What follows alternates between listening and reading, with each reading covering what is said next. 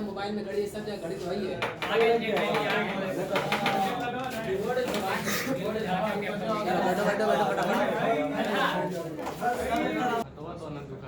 देखो अब तक जो हम लोग बात कर रहे थे वो बात कर रहे थे हम लोग cash flow from operating activities. तो ऑपरेटिंग एक्टिविटीज में हम लोग देखा था कि जितनी भी रेवेन्यू इनकम होती है और रेवेन्यू एक्सपेंसेस होता है, या यूँ कह सकते हो कि जो आपके बिजनेस को ऑपरेट करने से रिलेटेड जो इनकम होती है, बिजनेस को ऑपरेट करने संबंधित जो खर्च होते हैं उसी को हम लोग उसमें देखते हैं कि उसमें कितना कैश फ्लो हो रहा है। कैश फ्लो बोले तो कितना इनफ्लो हो रहा है और कितना आउटफ्लो हो रहा है, कितना कैश आ रहा है और कितना कैश जा रहा है। कौन सा आइटम जो रोजमर्रा का है, डेली बेसिस का है, जैसे सैलरी देते हैं, वेजेस देते हैं, सेल्स होती है, पेमेंट होता है, फ्रेट होता है, ट्रेडिंग पैसे होते हैं, ये सब जो एक्सपेंसेस है, इनकम है, ये सब कौन सी इनकम है? ये बिजनेस ऑपरेट करने से संबंधित इनकम है, बिजनेस ऑपरेट करने से एक्सपेंसेस है। इसलिए इसको हम लोग क्या बोलते हैं? Cash flow from operating activities. Business operate करने से संबंधित इनफ्लो और आउटफ्लो अलग से निकाला गया था। अब हम लोग उस एक्टिविटीज से चल रहे हैं जो इन्वेस्टिंग एक्टिविटीज़ कहलाती है। अब इन्वेस्टिंग एक्टिविटीज़ किसे कहते हैं? यानी कि कुछ पैसा हम लोग ऐसी जगह पर आउटफ्लो होता है या इनफ्लो होता है जो हमारे बिजनेस ऑपरेट करने से रिलेटेड नहीं होता है, बिजनेस से संबंधित नहीं होता है, बिजनेस को चलाने से संबंधित नहीं होता है। जैसे हम लैंड है, बिल्डिंग है, प्लांट है, फर्नीचर है, मशीनरी है, एसी है, इन्वर्टर है, लैपटॉप है, कंप्यूटर है, सॉफ्टवेयर है, गुडविल है, कॉपीराइट है, पेटेंट है, ट्रेडमार्क है, शेयर है, डिवेंचर है, एक्सेट्रा, बहुत सारी चीज़ें। ये सब जो है ऐसी चीज़ें हैं जिस पे हम लोग पैसा लगाते हैं या उससे कुछ हम लोग उसे जनरेट करते हैं, कुछ गेन करते हैं। वो सब एक्टिविटीज़ क्या कराती है? आपकी इन्वेस्टिंग एक्टिविटीज कराती है। यानी आपने बिल्डिंग खरीद लिया या प्लांट खरीदी हो, मशीनरी खरीदी हो, तो पैसा लगाया गया है, ये रोज़ की एक्टिविटी नहीं है। ये आप पैसा जो लगाते हैं इससे आप लंबे समय के लिए आप इसे अर्न कर सकते हो। तो जो रोज़ की अर्निंग होती है, रोज़मर्रा का जो काम होता है, जो रोज़मर्रा की चीज़ें होती हैं, वो सब किस में चली जाती है? आपकी ऑपरेटिंग में। लेकिन एक बार पैसा लगाने की वजह से और आप उसे हर महीने कमाते रहें या सालाना कमाते रहें, वो आपकी इन्वेस्टिंग एक्टिविटीज़ है। तो ये सब पैसा लगाते हैं आप मशीनरी में, प्लांट में, ये लंबे समय के लिए लगाते हैं, लॉन्ग टर्म के लिए लगाते हैं। यानी कैपिटल इसको इन्वेस्टमेंट बोलाता है या नॉन करेंट इन्वेस्टमेंट बोलाता है। नॉन करेंट इन्वेस्टमेंट ये चालू नहीं होता है। तो इन्वेस्टमेंट भी दो तरह के हैं तुम लोग, बैलेंस शीट में उसको दो जगह दिखाया भी हो, एक नॉन करंट इन्वेस्टमेंट और एक नॉन करंट इन्वेस्टमेंट था। किसमें दिखाते थे हम लोग? नॉन करंट एसेट्स में दिखाते थे। करंट एसेट्स में जो सबसे पहला हेड दिखाते थे वो हम लोग क्या रहते थे? करंट इन्वेस्टमेंट रहता था। क्या रहता था? करंट इन्वेस्टमेंट में, करंट एसेट्स में बातें बहुत थोड़ा था। करंट एसेट्स में हम लोग जो सबसे पहला हेड दिखाते थे वो क्या था? करंट इन्वेस्टमेंट था। और नॉन करंट एसेट्स में हम लोग जो दिखाते थे वो था नॉन करंट इन्वेस्टमेंट। ठीक है ना? तो जो नॉन करंट इन्वेस्टमेंट होगा, या यूँ कह सकते हो जितनी भी नॉन करंट एसेट्स हैं, नॉन करंट एसेट्स वो सब के सब किस में जाएगी? आपकी सब इन्वेस्टिंग एक्टिविटी जाएगी। तो कोई एक चीज़ तो है नहीं, बताऊँ। एग्जाम्पल दे दिया गया है, land, building, plant, furniture, machinery, investment है इसमें, नॉन करंट इन्वेस्टमेंट। अब इन्वेस्टमेंट का मतलब यहाँ पर क्या है? यानी आप किसी कंपनी का शेयर खरीद रहे हैं, आप किसी कंपनी का डिवेंचर खरीद रहे हैं, किसी जगह की सिक्योरिटीज खरीद रहे हैं, कहीं का बॉन्ड खरीद रहे हैं, ये सब पैसा आप इन्वेस्ट कर रहे हैं ताकि आप शेयर किसी कंपनी का खरीदेंगे, वहाँ से आपको डिविडेंड मिलेगा। आप किसी कंपनी का डिवेंचर खरीदेंगे, बॉन्ड खरीदेंगे, सिक्योरिटीज खरीदेंगे, वहाँ से आपको क्या मिलने वाला है? इंटरेस्ट मिलने वाला है, ब्याज मिलने वाला है। तो जो पैसा वहाँ पर लगा रहे हैं, जो पैसा आप लगा रहे हैं वहाँ पर, वो सब आउटफ्लो हो रहा है। उससे आपको जो अर्निंग होगी, चाहे वो डिविडेंड के रूप में हो, चाहे इंटरेस्ट के रूप में हो, वो सब क्या है? आपका अर्निंग है। सब के सब कौन सी इनफ्लो होगी? इन्वेस्टिंग। इसका मतलब जो पैसा जहाँ पर लगाया गया है उससे अगर आपको कुछ जनरेट होता है, उससे अगर कुछ आपको अर्निंग होती है, कुछ प्राप्ति होती है, वो सब उसी एक्टिविटीज में बोला जाएगा जिस एक्टिविटीज में उसका एक्सपेंसिव दिखाया गया है। तो इसका मतलब हम लोग लैंड खरीदते हैं, बिल्डिंग खरीदते हैं, प्लांट खरीदते हैं, फर्नीचर खरीदते हैं, मशीनरी खरीदते हैं, अगर उसको हम लोग किराया पर उठा दें, उससे आपको किराया मिलने लगे, सारी किराया की जो इनकम होगी वो कौन सी इनकम होगी? आपकी इन्वेस्टिंग एक्टिविटीज़ की इनकम होगी। यानी वो इनफ्लो कैसा होगा?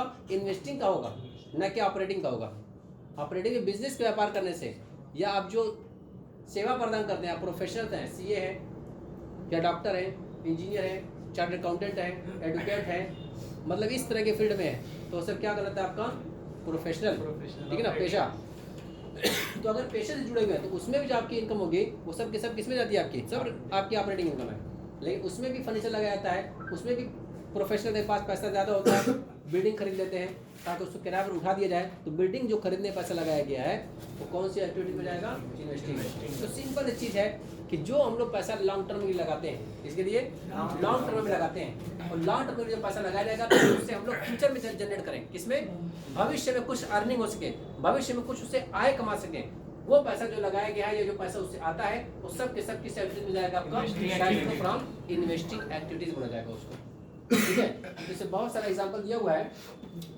ठीक है, तो इसमें भी सबसे पहले हम लोग देखेंगे यहाँ पर जब लिखा जाएगा तो क्या चीज लिखी जाएगी, ऊपर हेडिंग लगा देंगे अलग से कैश फ्लो फ्रॉम इन्वेस्टिंग। इसमें एक तरफ से देखेंगे कौन कौन से पैसे लगाए जा रहे हैं जो आउटफ्लो हो रहा है। जैसे बिल्डिंग खरीद लियो पैसा जा रहा है, मशीनरी खरीद रहे हो पैसा जा रहा है, या डिबेंचर खरीद लियो, बॉन्ड खरीद लियो, सिक्योरिटीज खरीद लियो, या और गुडविल खरीद लियो, पैटेंट ट्रेडमार्क एक्सेट्रा खरीद लियो। इस सारी चीज़ जो पैसा लगाया जा रहा है वो सब के सब जा रहा है, सब कौन सा है, आउटफ्लो। अब उससे पैसा आना भी चालू होगा, यानी कि आपने जो लैंड बिल्डिंग प्लांट खरीदा था उसको बेच रहे हो तो पैसा आएगा, उससे किराया मिल रहा है तो भी पैसा आएगा। तो जो भी आपने खर्चा किया था उससे संबंधित जब आपकी इनकम चालू होगी तो वो भी किसमें जाएगी, आपकी इन्वेस्टिंग में। तो जितना भी आपका जा रहा होगा सब नेगेटिव फिगर दिखाई जाएगी, इसमें दिखाया जाएगा, और सब नेगेटिव फिगर है। और जो भी पैसा आएगा वो सब क्या रहेगा, आपका पॉजिटिव रहेगा। तो नेगेटिव और पॉजिटिव को हम लोग एडजस्ट करेंगे तो देखेंगे नेगेटिव आ रहा है पॉजिटिव आ रहा है। जैसे हो सकता है कि सब के सब माइनस आपका 50,000 आ जाए, जितना भी आपने पैसा लगाया land building plant furniture machinery goodwill patent trademark और इन्वेस्टमेंट डिवेंचर बॉन्ड खरीदने पर सब पैसा आपने खर्च किया, वो सब क्या आया, नेगेटिव। तो इसको नेगेटिव फिगर को हम लोग किसमें दिखाते हैं, ब्रैकेट दिखाते हैं। कोई जरूरी नहीं कि यहाँ पर माइनस दिखाया जाए, ये खुद ही ब्रैकेट फिगर इस बात का इंडिकेटर है कि नेगेटिव फिगर जा रही है। ठीक है ना। अब मान सकते हैं कि जो पैसा हमको उससे मिल रहा है, चाहे किराए के रूप में मिले, चाहे इंटरेस्ट के रूप में मिले, चाहे डिविडेंड के रूप में मिले, चाहे उसको बेचने के रूप में मिले, जो भी पैसा आ रहा है, मान सकते हैं 30,000 रुपया आया। कितना रुपया, 30,000 रुपया आया। तो इसको नेगेटिव फिगर तो है नहीं, प्लस है। तो ये माइनस में और ये 30,000 रुपया है, तो कितना आपका है, 30,000। नेगेटिव फिगर अभी भी है, और उसी का जस्ट अपोजिट हो सकता है कि जितना पैसा आपने लगाया उसी में 30,000 गया है। कितना है, 30,000 गया। और जो आपने कमाया उससे बेचने में वो कितना हो जाएगा आपका, ये नेगेटिव फिगर है और ये आपका पॉजिटिव है। कितना हो जाएगा, 30,000 रुपया पॉजिटिव है। तो हम लोग का जो रिजल्ट निकल के यहाँ पर आने वाला है ऐसा ही रहेगा, या तो नेगेटिव आएगा या तो पॉजिटिव आएगा, या तो खर्च, या तो आउटफ्लो ज़्यादा हो गया होगा, इनफ्लो कम हुआ होगा, आउटफ्लो ज़्यादा हुआ होगा, इनफ्लो कम हुआ होगा, या तो आउटफ्लो कम हुआ होगा, इनफ्लो ज़्यादा हो गया होगा। ठीक है ना। तो अगर आपने आउटफ्लो ज़्यादा कर दिया, इनफ्लो कम हुआ होगा, आउटफ्लो ज़्यादा हुआ होगा, इनफ्लो कम हुआ होगा, तो नेगेटिव फिगर निकल के आएगा। यानी पैसा आपका जो इस एक्टिविटी पर है ज़्यादा चला गया है, जितना उससे आपने कमाया नहीं उससे ज़्यादा आपने पैसा यहाँ पर इन्वेस्ट कर दिया है। ठीक है।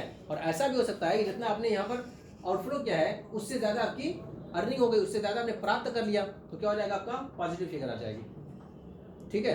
तो यही हमको निकालना है। जैसे उसमें हम लोग निकाल रहे थे तो वहाँ पर हम लोग cash flow from operating activities में देखे थे, या तो आता था cash generated from operating activities, या आता था cash used from operating activities. वहाँ पर भी प्लस और माइनस आता है, ऐसा नहीं सिर्फ इसी में पॉजिटिव और नेगेटिव आएगा।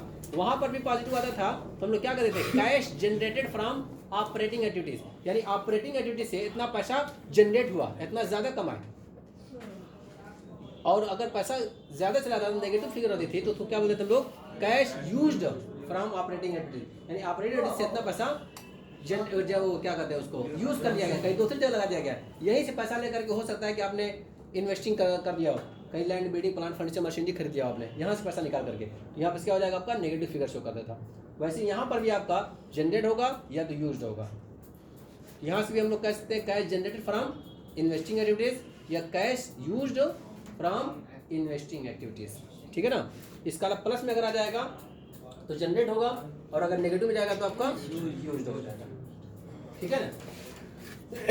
तो सिंपल चीज ये समझाइए क्या, land building plant furniture machinery share debenture bond, यहाँ पर पैसा लगाते हैं उससे आपको जो अर्निंग होगी सब इसी में जाएगा। ठीक है ना। यानी इस तरह का नेचर का होना चाहिए कि वो फाइनेंशियल नेचर का न हो, जिसको हम लोग फाइनेंशियल एक्टिविटी में डालेंगे। क्योंकि एक्टिविटीज कितनी बताई गई है, कौन कौन सी?